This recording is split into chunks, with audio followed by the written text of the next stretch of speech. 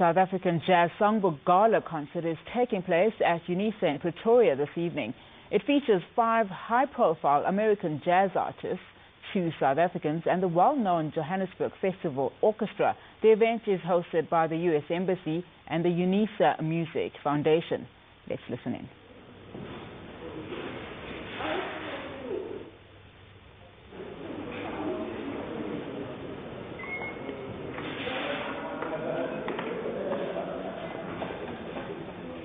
All right, we have our journalist Khayelihle Percy Khumalo, who is standing by outside Unisa.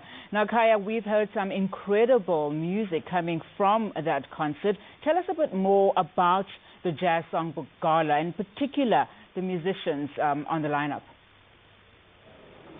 Well, certainly not. It's been such a very massive extravaganza, as it were, such a unique collaboration between South African artists and their U.S. counterparts. So it's a project that has taken some time to put together, of course, with painstaking efforts to make sure that eventually it happens.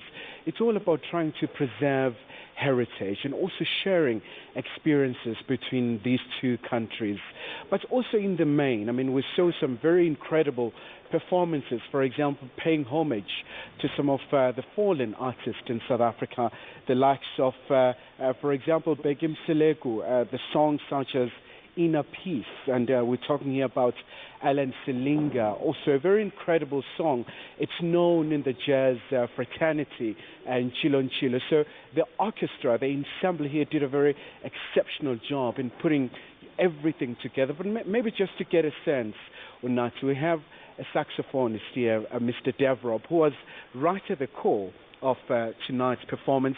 I mean, such an incredible night, Mr. Devroop, but just take me through as to why, I mean, what's prompted this idea? Well, it was sparked by an album that I heard about 20 years ago of saxophone with full orchestra, jazz rhythm section, playing this great American music, arranged for full orchestra. And then the idea hit me. We've got such legendary composers in South Africa who've recorded a piece maybe once and that's it. So what we want to do is pay homage to those composers by arranging their music for full orchestra, for a jazz rhythm section, putting it into a new light, letting the world know these are the great composers that are here, and attributing their hard work and their dedication to them that, you know, that they've spent their lifetime investing in. And I also do believe it's about making sure that we preserve such a heritage, to make sure that it's sustained for generations to come, because, I mean, these were prolific composers, and of course some of them, they're still alive, like Makoy Mrubata. Yes, absolutely. So a lot of the composers who have passed on left these fantastic works, which we do want to preserve for generations to come. But there's a young crop of South African composers like Makoy who are just world class. The music is just, it's unbelievable. And we're trying to present their work in a new light, obviously with their blessings. It is their music, and we do want to credit them. But I think it's the start of a process. If I look back at the development of Brazilian jazz, they went through the same process of fusing some classical music with traditional Brazilian music. Before you know it, you have this explosion of works. And I see our country going in the same direction. And the truth is, our composers are very underrated internationally. The music is played in this country and people enjoy it, but it does not reach the audience that it should. Hopefully, these kind of initiatives will provide these composers with greater access to broader audiences internationally.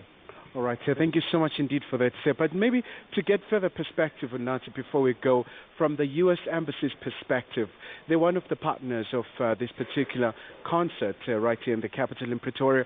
We have Ms. Schneider, who's the deputy spokesperson at the embassy. Good evening to you, ma'am. First of all, I mean, your involvement as the U.S.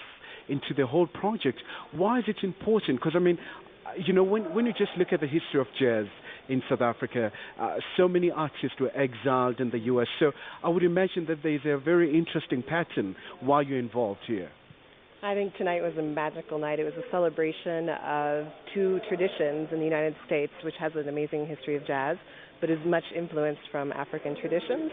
And so bringing American and South African musicians together tonight to not only perform for this amazing audience, but to record it for future generations. The United States Embassy is, we're very interested in preserving cultural heritage, and so one of the key components here is recording these amazing pieces. There's so much talent in South Africa for future generations of South Africans, Americans, and for the world, and so it's been a great pleasure. We're very grateful to UNISA for this long-standing partnership. Tonight was the culmination of 1 week of workshops all throughout Pretoria, and it was a magical, sort of electric night, and we were very pleased to be here.